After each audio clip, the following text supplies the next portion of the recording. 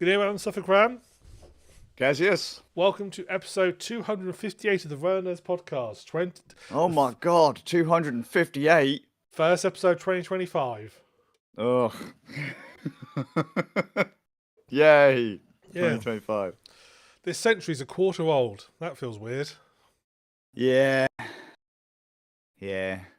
Ram, we're old. We are old. Really old. As I said to before, you know how it's weird to think that people like Churchill and stuff were born in the 1800s, and it feels weird to think you think these associate with the 1900s. But I thought, well, it's the same with us. We're sort of like making a name for ourselves. We're doing stuff in the 2000s.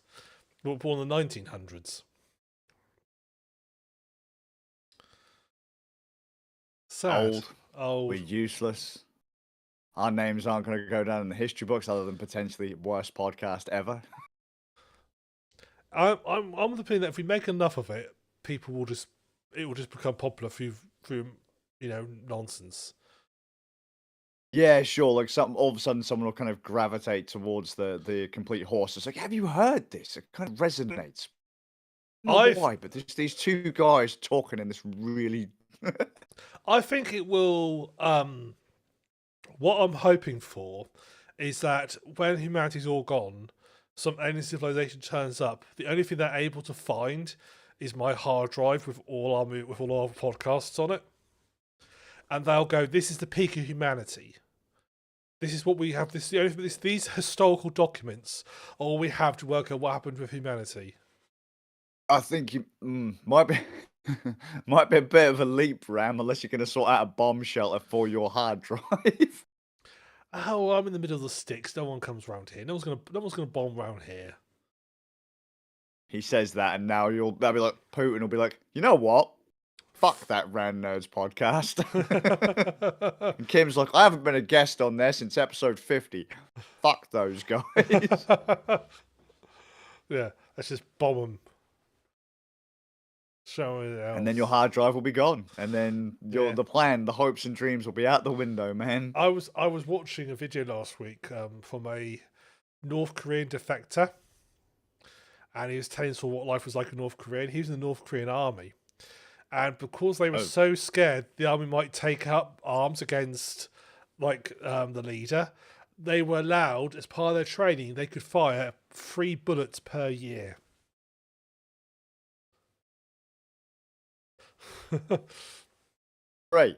Free per year. Apparently the special forces got more, so I'm saying they had 4 bullets per year. I mean, well, yeah, but I mean, does that include like training? Yeah. Wait, what? Wait. I assume that they spend most. I'm pretty sure those things fire pretty quickly, Ram. That's why they'd be very careful with the 3 bullets they get. So I mean, here you go. Here's a mag. Here's a clip. 3 bullets.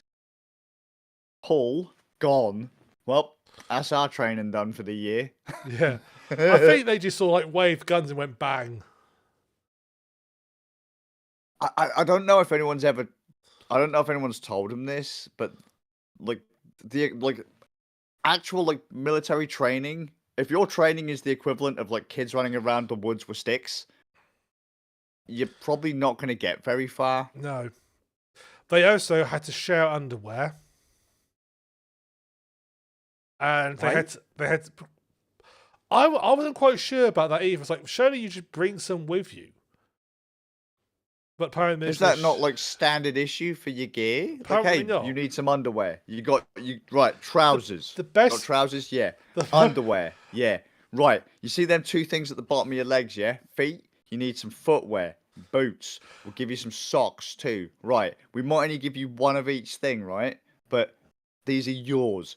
Yours, mate. They've clearly got all this shit because, dude, they do all those marchy thingies on the fucking. Look, here's a missile. Let's all march. But what you don't see is they are on a loop, and as they go around the back, they quickly change underwear for the next person so they can come round. There's gonna be one guy just whipping them off. There you go, mate. I think the most fair part was they have a parachute regiment. But they can't afford the fools to get up in a plane, so they train with the parachuting on the ground. Well, just like they do the tower jumps. I don't think they even do that. I think they might just like jump off a box or something and pretend to. Is it a very big box? Is it a high box? Probably not high enough to make it a parachute deploy. Well, no, probably not. But then I mean, most of their tanks are from World War II. they're vintage. Probably worth a few quid as antiques. Yeah, probably. I did watch a video yesterday of this guy who Was he also from North Korea? no, he wasn't from North Korea. He's from somewhere up near London. He decided to go fill his tank up at a Tesco petrol station. Yeah, that makes sense. Yeah. So he just I drove. mean, sounds expensive. Yeah. Yeah, I mean, probably was quite expensive, I'd imagine. Could you imagine all the fines he got getting it there? No, got no fines. It was all very legal. Man, someone had to have complained. Someone had to have complained. There's a bit where he pulls up to a junction, and you see the car was going to come across the block the junction. Goes, now let the tank go. Yeah, I'll just let that happen. I've always said, like, until I start seeing, like when everyone goes, oh yeah, but the world's coming to an end, the war, the people, the whatever's, look, insert random group. And I'm like, look, until I start seeing the tanks roll down the street, I don't give a damn. And then that guy just pulls past, I'm like, huh. Oh, fuck. All right. I think a tank could get down your street. No, mate. Well, to be fair, it'd be nice because they could crush half the cars down here. Yeah, but trouble is, then they'd leave and all the crushed cars remain. And now they're that's not my problem. But now they're immobile. So whereas before, at least the cars would occasionally leave, now they won't leave. You say that, but it doesn't feel like they fucking leave. It just feels that they're parked there just to piss me off, so that people can knock on my door and go, "Can you move your car, mate?" It's like, no, I can't. Why? Because it's not my fucking car. I mean, I'm a bit perplexed by people even coming knocking your door asking you to move your car. Like, why? We've had it. I've had one guy knock on my door calling me a wanker because of my van parked out the front. And it's like, it's not my van, mate. So outside your house? It's like, don't mean it's fucking mine, do it? Yeah. If you see a fucking squad of Royal Marines out front of my house, don't make it mine. Well, it might be. Well, could be, but I doubt it. I haven't got the budget for it. If it's okay, you get recruited. You're the one. You don't. The government pays. You're just the one who puts to give the orders. That'd be terrifying. I mean, for all I know, you are a Royal Marine who's undercover. I mean, I've never seen. I'm just trying to think. I mean, he was about to say he's never seen me work, and he's right. I've never seen like you like assault a beach. That doesn't mean you haven't.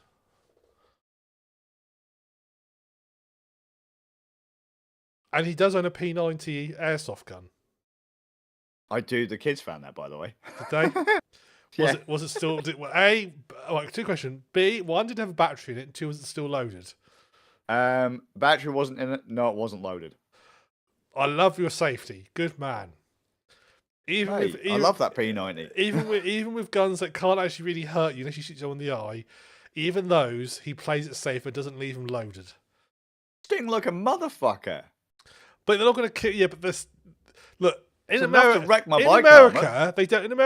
they don't bother unloading their pistols and actual real guns and leave them hanging around. And then when they're small leave child, them on the kitchen table. Yeah. But that's America. And then when they're small child, Americans also leave drugs over the floor. So and they get very confused when their small child picks the gun up and shoots Granny, and they get very confused as to how it happened.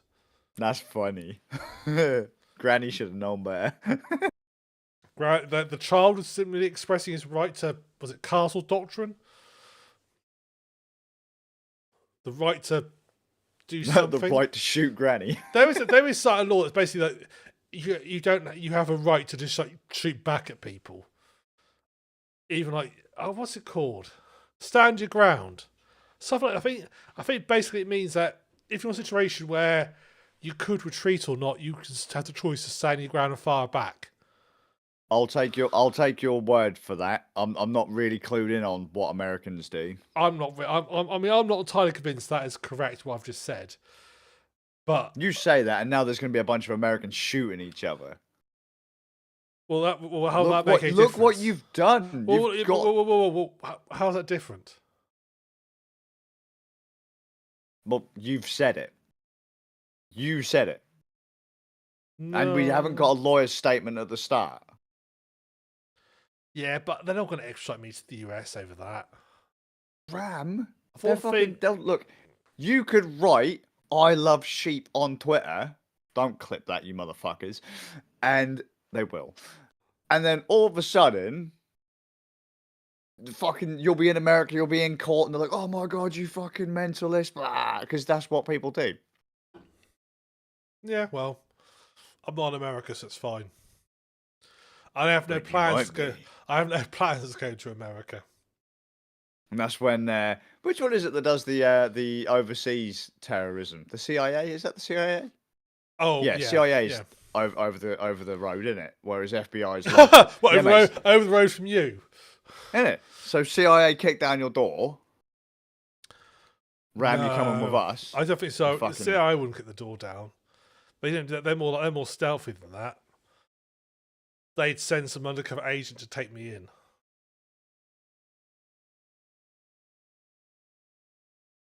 You're thinking like Delta. So what you're saying is, avoid the feds, avoid the American accents and people who glow in the dark. Yeah. Probably right. We have got some Americans at work, plus I should be worried. They seem friendly enough. What Americans do? Now you say it. They're friendly until they shoot you in the face. I mean, one's a really nice guy. He's a really friendly guy. He's like sort of salty, but now I'm suspicious that he might be like deep cover operative for the CIA. I warned you. I warned you, Ram. It's all right. They'll place me with a body double. All right. How do I know that you're really Ram? Well, that's the question, isn't it? How do you not know that I'm Ram's replacement and actually Ram has been gone since 2013? You have a fair point. You've put up with a lot of my shit. We have a rotation. Oh, right, okay. There's about 30 of us. And we do not, again, you've not only have you just gone and told everyone to go shoot everyone, now you're admitting that you're a fraud. You're an imposter. But the thing is, how do I even know you're real? Well, that's a good How do question. I know this is even real? He's on to us. Get the helicopters. Execute him. Operation. And then the CIA kicked down my door. Operation Brown Scaz down. He's got brown hair. Anyway, Scaz, shall we talk about gaming?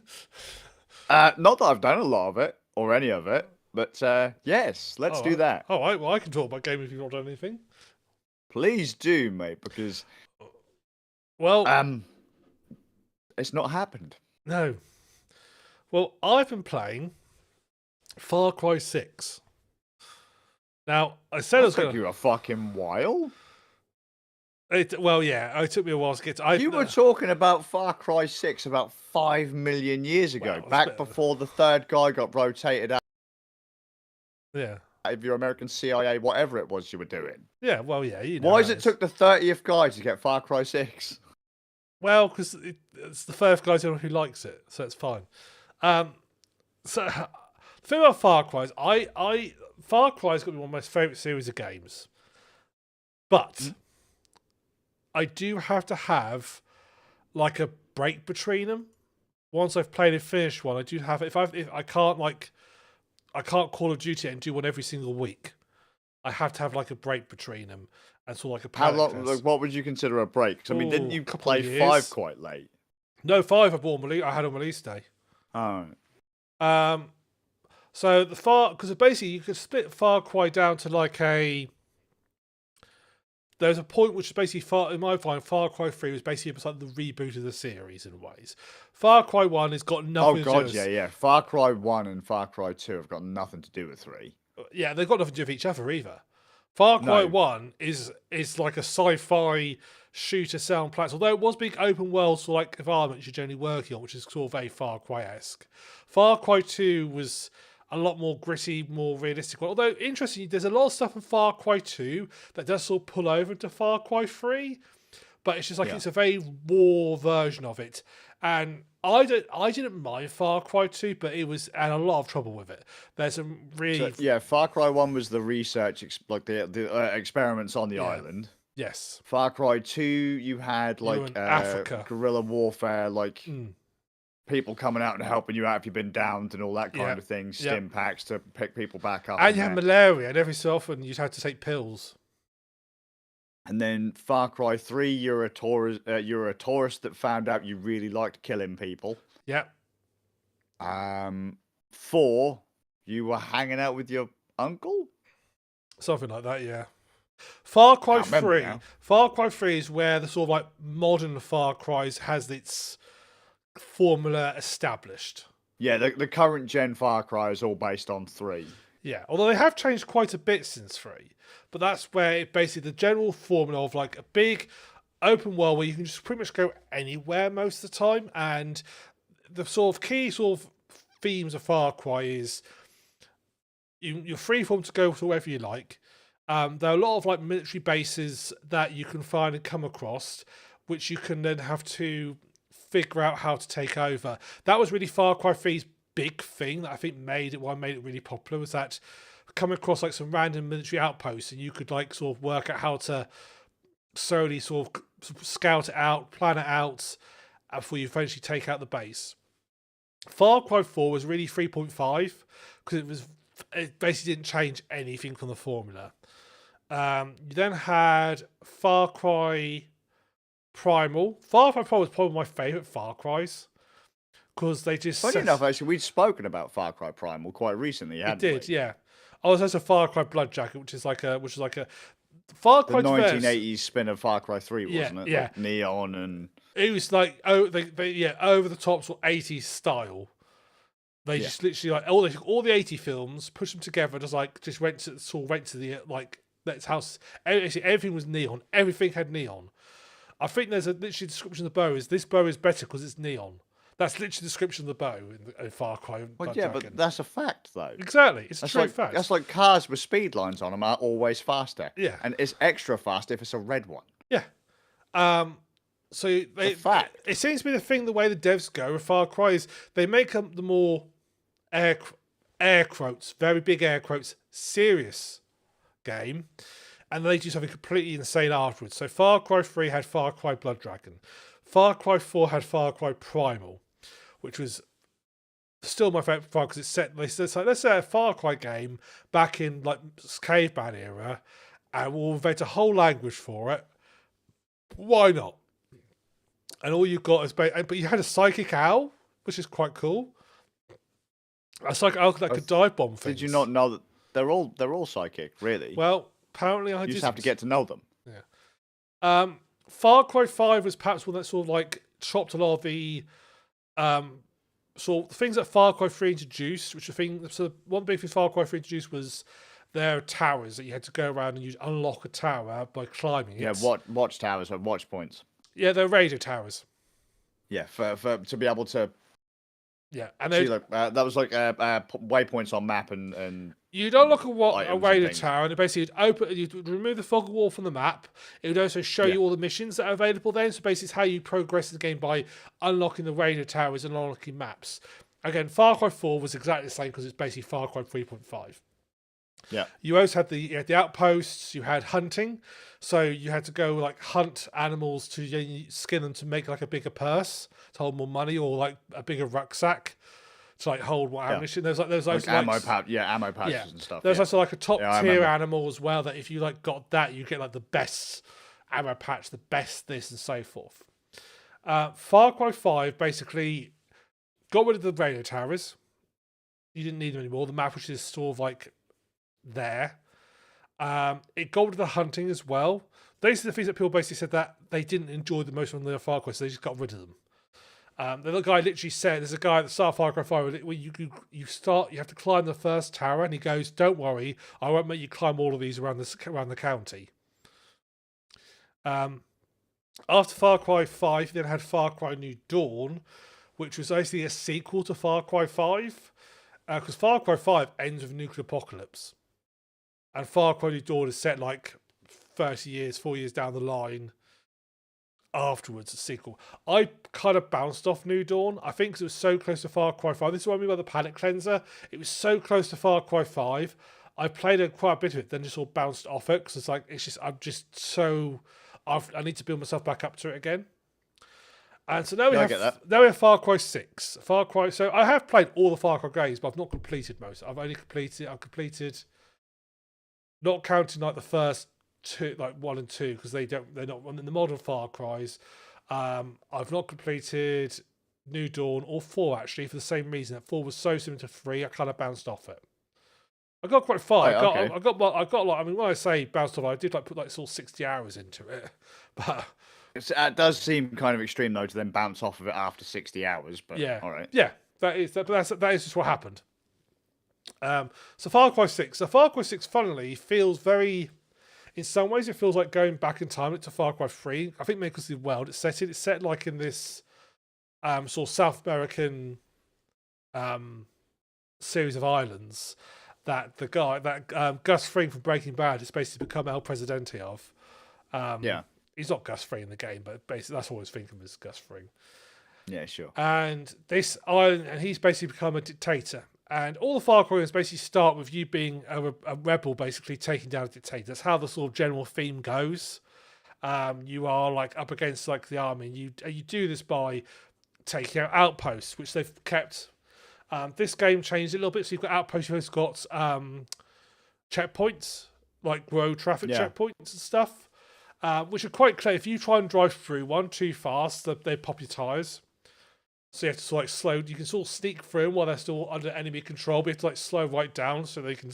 And you sort of sneak through so they don't pop all your tyres. But the general sort of like storyline is you are basically trying to retake your city, because what this guy's done is they've developed this drug called Vital, stuff like that. And what it is they basically apply a chemical to the tobacco plants, and when they make this drug that's basically an anti-cancer drug. And that's sort of the explanation as to why he's been allowed to get away with this, because he's exporting this anti-cancer drug to the world and making lots of money, and no one really wants to rock the boat. Sure. And you're basically this is a nasty stuff. The stuff they used to make it, the chemical which is PG-240, which they used to make it, is like incredibly poisonous. So they literally just spray the crops where people were working on them, just to save time, and people gradually get poisoned and die from the drug, of which you can actually sort of eventually make bullets out of. Of course you can, because it's Far Cry. And you basically end up joining them. You're trying to escape, and your boat you're on gets captured. And you can't escape, and you end up stranded on an island. You find some of the resistance fighters called Libertar, and you are basically slightly blackmailed into joining them. It's like, yeah, we'll get you off the island, but you need to do some stuff for us first. So you end up joining them, and the game starts off. It starts off like on a very small like island, so I'll get you the taste of it, which is like got the basic like an A outpost on it, quite small. But eventually you'll unlock like most of the world map. Basically, the whole world map gets unlocked for you, and then you can start properly exploring it. This is pretty darn huge. I'm liking there's like Far Cry 5. What they did was you have like the big main guy, and he's like 3 like sergeants, or like 3 like sort of like so the people who are supporting him. You have to take them out first before you can go after him. Which is what Far Cry 5 did. So you have to pick up and you basically complete each area. And each have slightly themed slightly differently and so forth. This works the same sort of way. You have to sort of like, but you're also at the same time having to recruit resistance fighters. There's like lots of groups of resistance fighters, and you're trying to unite them under one banner. So you have to do stuff for them to basically get them to join your alliance so that you can all go as a team and try and take the guy out. So I'm currently 27 hours into this game. I am in the first of this area. Each area is split into regions. So I think the area I want to go into has got 3 regions in it. And this is like the first. So this is like for the first guy. So I've got 3 of these guys. I'm in the first region, the first guy, of which the first region I'm only 73% through. The others I haven't touched yet. It is big. Right. A lot of what you're collecting to unlock things is you need to find the military bases, take the military base out, and if you take them out, they become part of your army's base. So you feel gradually paint the map your colour. There are like caches and crates to find around the map. How the game works so a lot of previous games have like got like hidden things out there and find these crates. Most games have a mechanic to prevent you actually having to sit there and literally try and dig them out yourself. So Far Cry 3, you could literally buy a map that just point out where they all were, which I liked. Sure. This game, what it does is a time saver.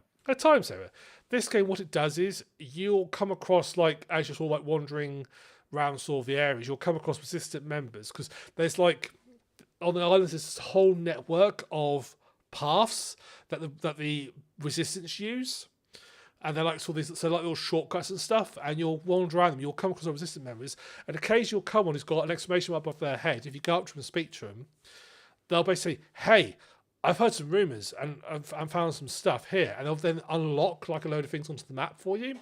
So your way of expanding and finding stuff is by talking to people, and they're highlighted as well.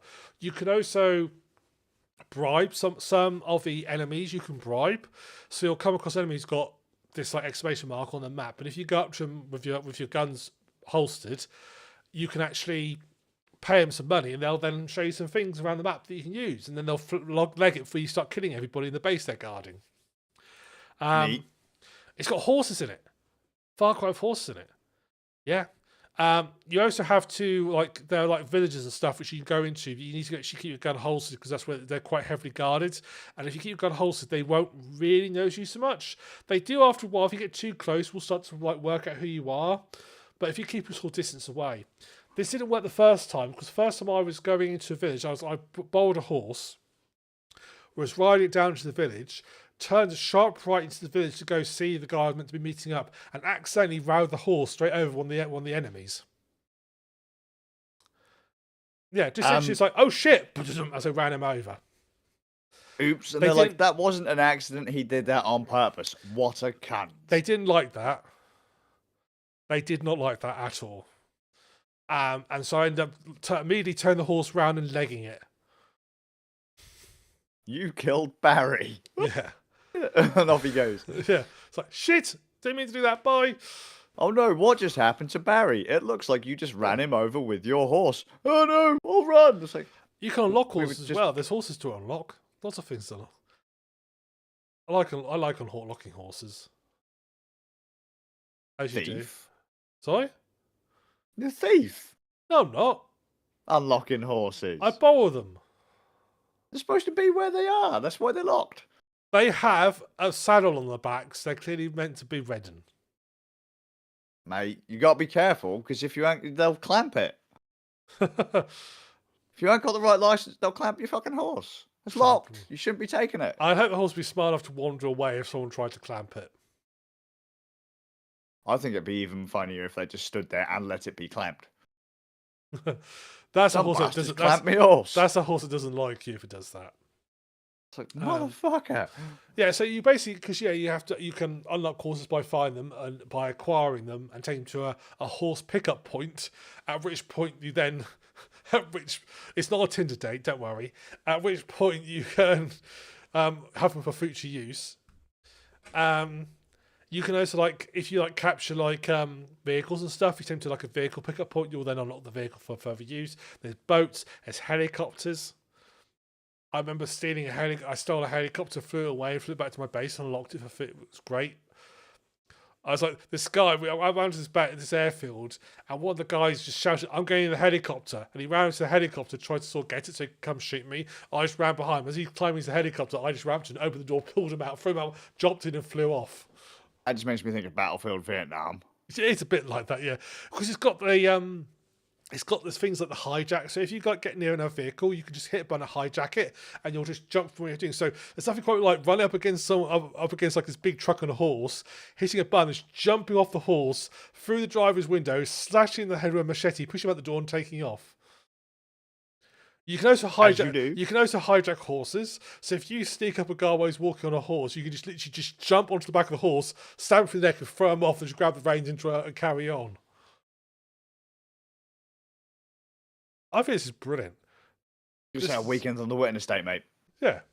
Are there many horses on the Witten estate? There have been. Were there meant to be horses on the Witten estate, or did someone just nick one and bring it there? Dare you? Is this like Carl Pilkington's neighbour who has a horse in the house? How dare you? You're not denying Never it, steal though. a horse and take it to the Witten estate. I will neither confirm nor deny. I was tempted to get buy a horse the other day. Just throw it out there. I just thought I fancy having a horse. The other day, he's like, yeah, mate, you know what? I just bought a new shotgun. Awesome. Cool. You know what? I really fancied buying a horse. I don't know. What the fuck is next? I don't know. I just fancy buying a horse. Giraffe. All right. So as well as sort of like tackling outposts, you've got these like little checkpoints as well, which if you take over, you then sort of control over. There is some degree of hunting to go on, but it's not like Far Cry 3's hunting where you have to like unlock certain skin stuff. It's more like you get the meat, you can trade for meat. Your big thing is sort of like collecting resources and stuff, which you then use to upgrade your weapons. You do this through the resolver mechanic, which is basically how you upgrade all your weapon types. There doesn't be there doesn't be a huge amount of weapon types. I mean, I've got a sniper rifle, which I have most of the game, which I've now upgraded with a best scope I can find. It's got a silencer on it, so I can actually sort of like float around behind bases and gradually take them out. But the new sort of feature is sort of like thing you get now is you get a like a special like resolve weapon, and the very first one you get that you unlock, it's called a Supremo. Very first one you get that you unlock is an artillery strike. And basically your character he's got looks like half dozen tubes on their back. And if they get to an area and hit a button, they literally crouch down, fire up like half dozen rockets that go straight up and then come straight down wherever you're aiming, just like artillery the whole area. I've heard of that, or I think I might have seen it. Neat. Didn't they have like mortar stuff? There is mortars in the game. Yeah, there's mortars in the game. Yeah, there are mortars you can like aim and stuff. But what's good about this thing is that it will semi-lock onto things. So if you come across like an enemy helicopter, you can sort of like if you're close enough to it and fire, they'll like lock on and track down and lock onto the helicopter instead and take it out, which is really handy. When you come across a helicopter, you ain't got any guns to fight it. You have ammunition types as well, so you like unlock like you have like standard rounds, and you can unlock like armor piercing, soft target rounds, blast rounds, which work against heavy vehicles and tanks. There's tanks in this game. There's poisoned rounds, and I can't remember what the last round type is, but you basically unlock rounds and stuff to use against several types. It's the merry-go-round. What's interesting is that the game doesn't care. It doesn't keep track of all the different ammunition types. It just switches them out. So literally all you do is, if you switch from ammunition, say you've got 90 rounds, if you switch to blast you hit the type, button, you've got 90 of whatever it is you've selected. The game, you reload the gun to change round types, but the game doesn't, the ammunition is a shared pool, which is quite neat, because like, oh, there's this special round that I only have like 6 of. No, you could have the full amount if you want. It's cut down a lot of like there's no sort of like leveling up system where you upgrade like stats and so forth. That's not there. You simply just as you level up, you'll just get better at things. There's no like skill tree in this game at all. It's quite streamlined. Other than features Scott, which is a feature it's had since I think Far Cry 4. Whereas if you're in a vehicle, you can actually hit a button, the vehicle will just lock onto the track, the road it's on, and will just drive for you. Which is great if you're fighting multiple enemy types. You can like sort of like not have to worry about steering, and you just drive around, which is quite neat. Right. Well, because don't forget the thing is the game's got like a co-op mode, so you could have a co-op mode where someone's on the gunner and someone's driving. So that's all makes sense then, because then someone could be like someone on the gun doing the hard work and someone just driving about, moseying about. One thing this game's got quite a nice few anti-frustration features in it, which I was quite sort of impressed by. This one really sort of like, I was like, there was a moment of me going, oh shit, no. There was a convoy, and this convoy had a truck in it that I wanted. I managed to find the convoy, take out the sort of escort vehicle, managed to hide at the truck, and was starting to drive it back towards base. I come across one of these checkpoints, and it's like, okay, I will just drive through it slowly. I didn't drive through it slowly enough, and ended up going over the spike trap and bursting both lots of tyres. Shit, and it's an enemy control checkpoint. Hop out the vehicle, get into a bit of a firefight surrounded by enemies and stuff, shoot them, and my vehicle's like sat there, all its tyres burst. You then kill the last enemy. Now, in Far Cry, when you kill the last enemy of a checkpoint or an outpost or something, basically it goes a bit like a reset. So all like the enemy bodies will just despawn, any of their vehicles they have will despawn, and it resets with like all your guys' stuff and so forth. So it goes to like this sort of slow-mo bit where it's going to think, I'm just thinking, shit, it's going to despawn everything, including the truck I've just stolen. I think, oh, for fuck's sake. Ended up parking up the truck that you bought there, fully repaired, ready to go. Not fully repaired, but it did move it. It parked the truck up just outside the base in like a little car park spot. It put the truck there just outside, still damaged, but it was still there for me, so I could go pick it up. I thought, that is someone who's thought about it. That is someone who thought, this could be really frustrating for somebody if this happens whilst they're doing it. Let's put something so it doesn't happen. Because there'll be plenty of guys who wouldn't bother doing that. And I was like, oh, you fantastic, thank you. So I was able to repair my truck, because apparently just by holding a blowtorch on the truck, the wheels re-emerge, as you do. Sounds legit. Yeah, it is. I mean, there's a lot of like someone thought about it type of situations. So like the blowtorch, you get the blowtorch out to repair your vehicles. You only get the blowtorch out to repair your vehicles. You have to walk up to the vehicle, hit the repair button, the blowtorch comes out, and then you repair it. If you clean the blowtorch out and you're up to an enemy, you can set them on fire with it. That sounds right. Yeah, but it's something that a lot of people didn't think, oh, it's blowtorch just for repairing vehicles. They thought about, actually, what happens if they decide to then go off and set fire to somebody with it? Well, I would be disappointed if they didn't. If it didn't, but a lot of things wouldn't. They wouldn't think to do that. Oh, also, I'm also got amazing achievements. Amazing achievements at this game. So the game launched with no achievements on Steam. They added achievements in on the 18th of December. And so I started playing it the day later, which meant I was on the first group who would get achievements. So I got I was the 0.01% of people who got the achievement for selecting their character. Cool. Yeah. So I'm pleased with that. So I've got that special. Because you can pick your character's called Danny, and you can pick a boy Danny or girl Danny. I've chosen girl Danny. Okay. Because I thought, why the hell not? It's got treasure hunts in it like the previous games, where you have to like follow sort of clues to try and find the locations of hidden treasure. It's got these what called crypto crates, which are these crates. And again, they'll have like two symbols on them, and you have to like follow a path to like find the symbols to come back to it to unlock it. Which is quite neat, because symbols have numbers attached to them, which is like the code. It's got lots of little neat features. I feel like I've barely scratched the surface, and I've put so many hours in. And it's the game I'm just gonna load up now and play Far Cry for a few hours and not worry about it. And I'm about 22% of the way through the main story, But what I tend to do is, as I go, because I spend a lot of the game, you'll be transferring long distances. There is fast travel. Strangely enough, I've never felt the need to fast travel in a Far Cry game. I've always been quite happy to just carry on foot. Because what I'll tend to do is, I'll go, okay, I'm going to the place, but I'll be like a tourist. I'll side on the way there. I'll stop at everything I need on the pass. If I pass a box, I'll stop and get the box, and I'll gradually work my way towards it on the way there.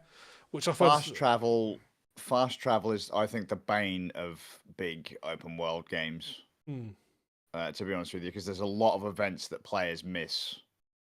Yes. Just by, oh, I've got checkpoint here, checkpoint there, fast travel, fast travel, fast travel. If you did that in stuff like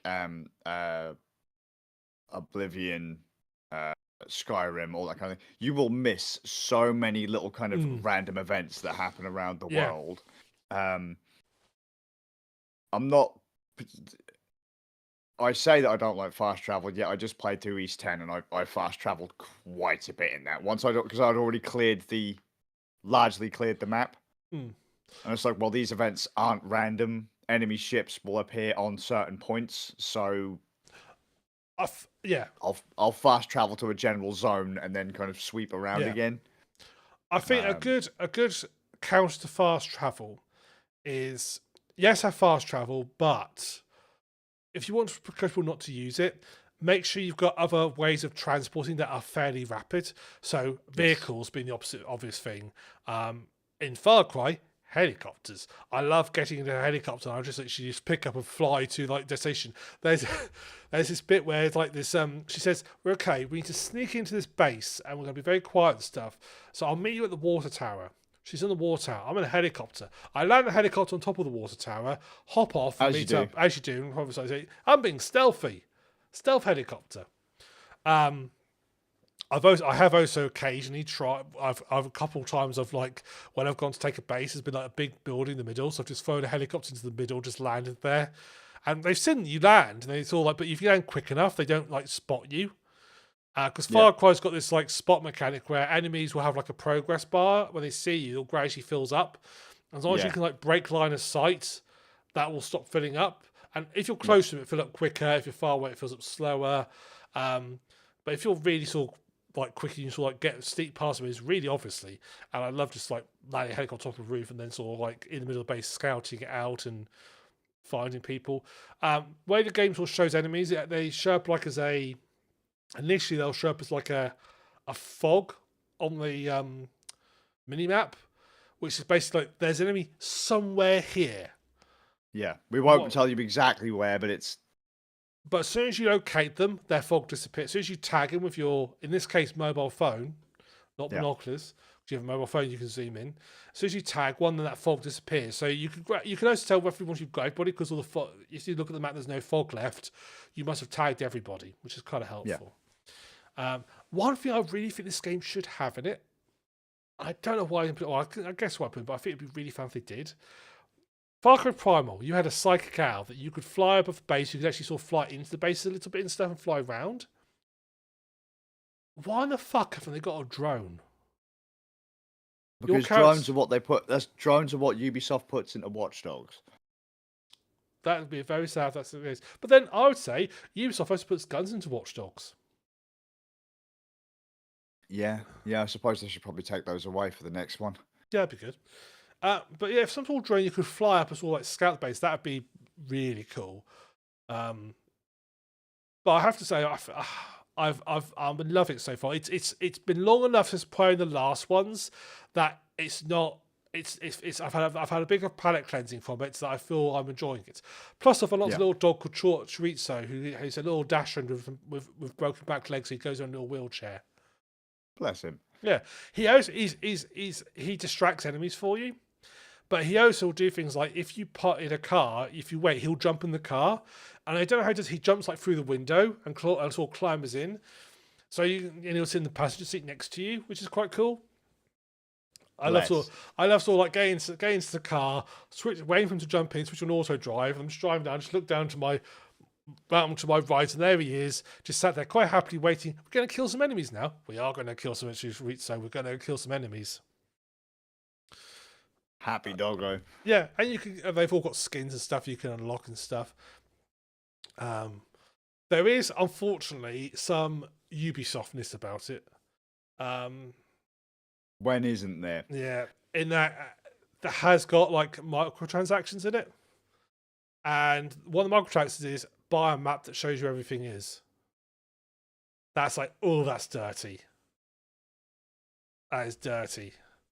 I suppose, but then But then in Far Cry 3, that was you could buy it in game using the in-game currency, not using like special Far Cry money. Yeah, sure.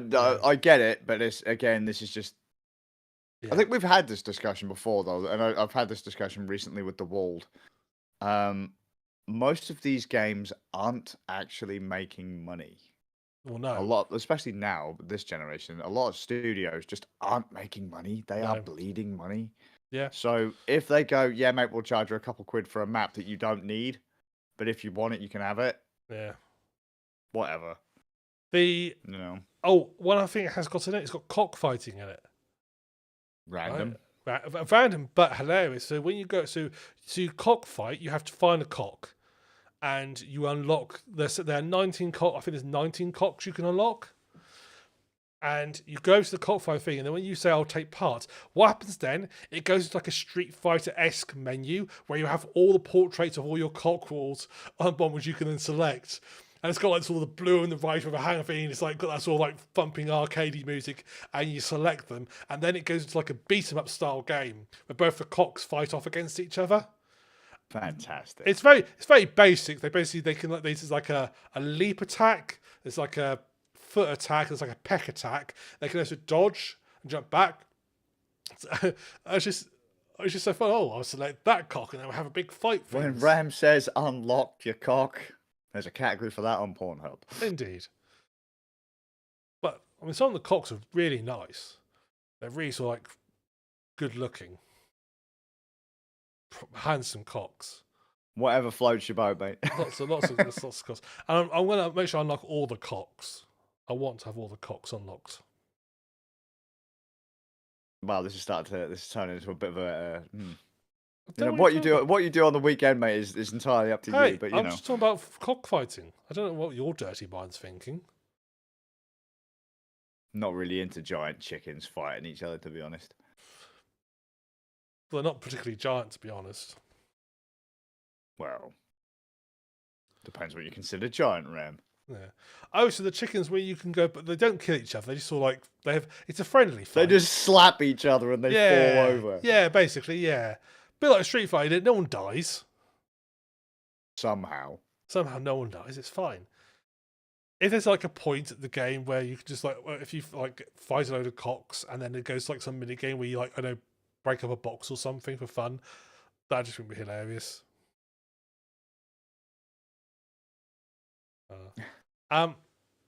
But yeah, I have to say I did go into a bit thinking, okay, I bounced off the last Far Cry game, but am I going to bounce off this one? I'm playing I haven't. I'm enjoying it. It's definitely one that's going. I mean, this is going to take me a long time. I suspect that might be one of the things that once you like do a couple of areas, it'll sort of you'll start progressing a bit more rapidly.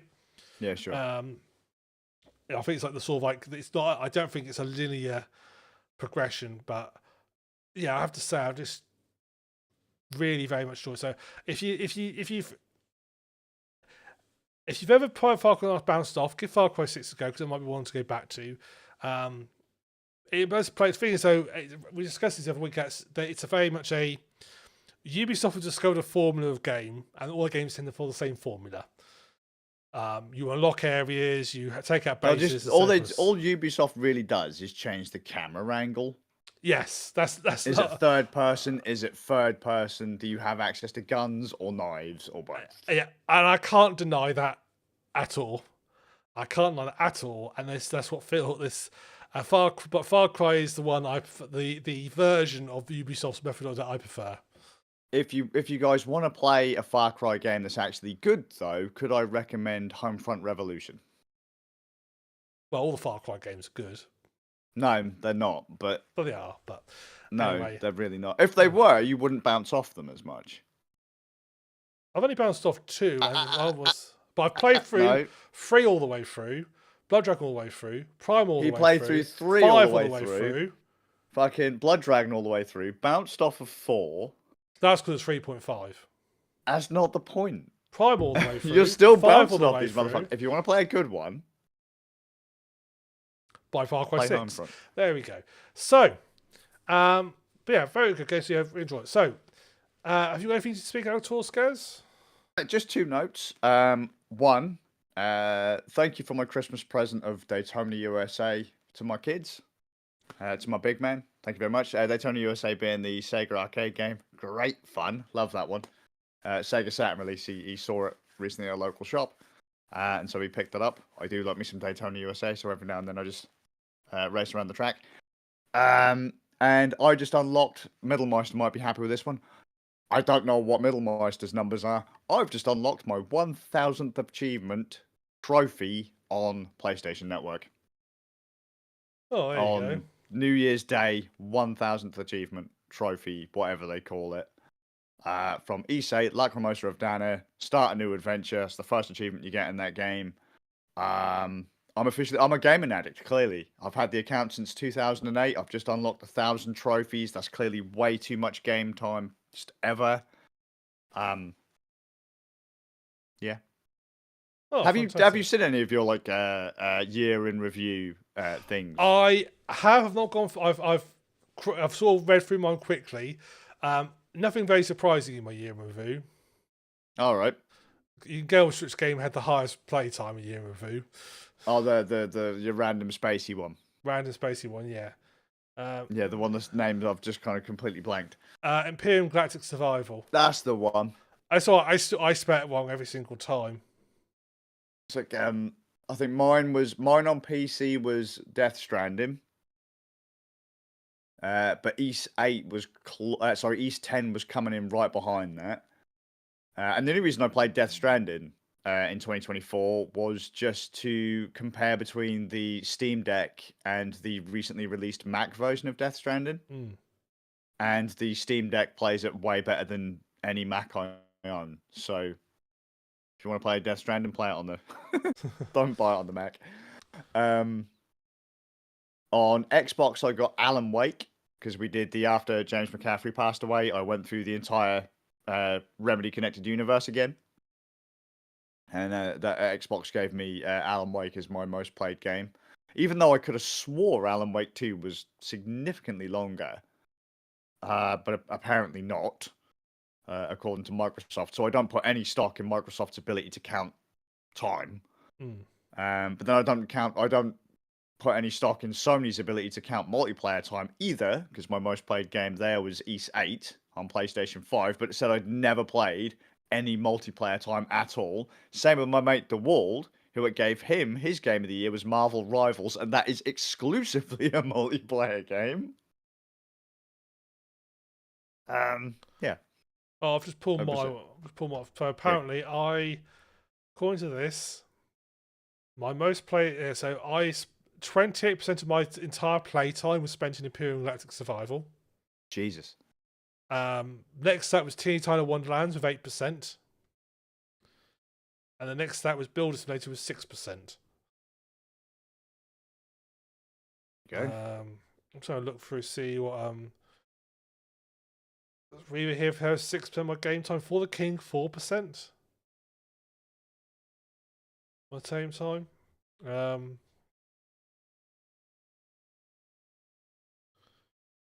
I think I might have mine saved here.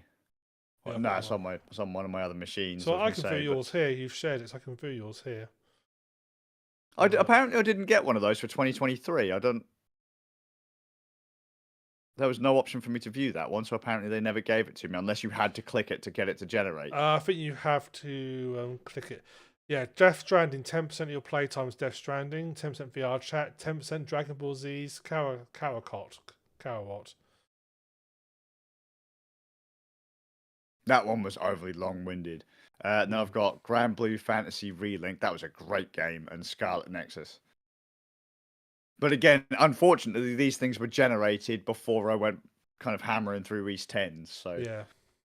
But yeah, all good. Yeah. Oh yeah, Steam Deck's popped up there, VR chat, yeah. Huh.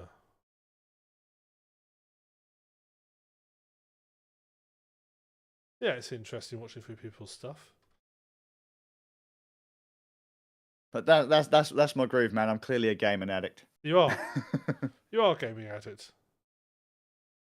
Yeah. You're clearly a gaming addict. Mate, 1,000 trophies. 1,000 trophies. Yeah, I've only got 252 trophies. Oh. But then I've never But then Ram's like, I don't want to play that console peasant stuff. I've never played a game for the trophies. They come Well, out. no, neither have I. Yeah, if you get, So you get I 'em. cannot stand trophies and achievements. To be completely honest with you, I cannot stand them. The only thing I like about the one exception I like about achievements is achievements that you get for like progressing through storylines, because I like being nosy and seeing how many people like have played for a story and how many people got Fring. So like the sort of like milestone achievements, I quite like them. But in general, if I get an achievement, I get an achievement. If I don't, I don't. I'm not going to worry too much about it. Yes. Yeah. Anyway, I'm distracting myself by looking at my scene replays. All right then. Well, I think we've probably ranted on enough. So I think it's time to say thank you to everybody who's joined us this evening. You can join us for our next podcast in 2 weeks' time, which will be on the 16th at 6:30 GMT plus normal GMT, not GMT plus 1, just normal GMT. 6:30. You can join us on our next games night, which will be on the 15th at 8 PM GMT, and we're going to try and finish off Mud Runner and see if we get more broken down. If you like games night, you can check out all our previous games night. We've got like 4 years now worth of games nights sat on our channel. You can check out and watch and enjoy, including some Christmas specials like We Were Here, which we finished yesterday. We did finish yesterday. That was a good one, yeah. So check that out, and we look forward to seeing you for either games night or on podcast. So for me, this is Suffolk Ram. Scazius. See you guys in a fortnight.